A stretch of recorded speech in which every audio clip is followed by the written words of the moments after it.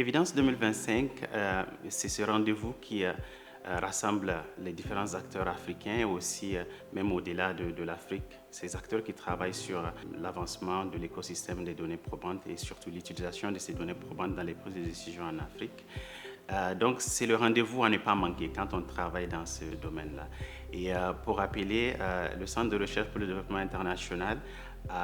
est aussi principal bailleur du partenariat LIPS, qui essaie de mettre en avant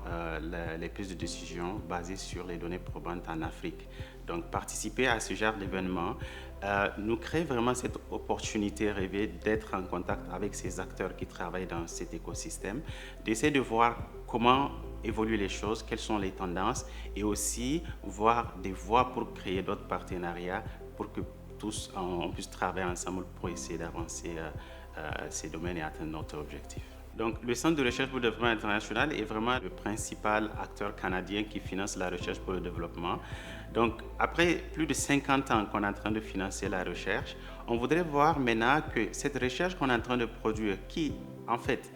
est financée pour pouvoir répondre aux défis dont les pays en voie de développement sont en train de vivre, puisse vraiment être mise sous une forme où elles seront beaucoup plus accessibles au niveau des décideurs politiques pour que ces recherches puissent réellement faire changer les choses. Donc c'est pour ça qu'on investit vraiment dans cet univers des données probantes afin de synthétiser, afin de trouver des solutions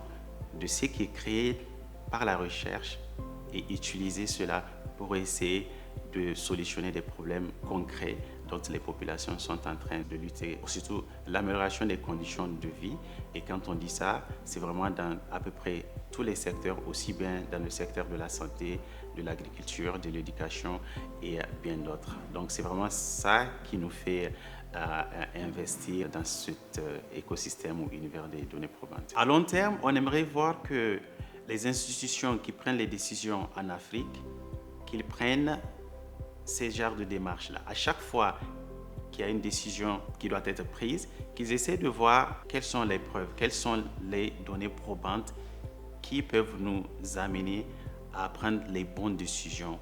quand il le faut et surtout que des décisions soient des décisions équitables et inclusives. On veut voir des décisions qui ne laissent personne en arrière-plan et des décisions qui marchent pour tout le monde.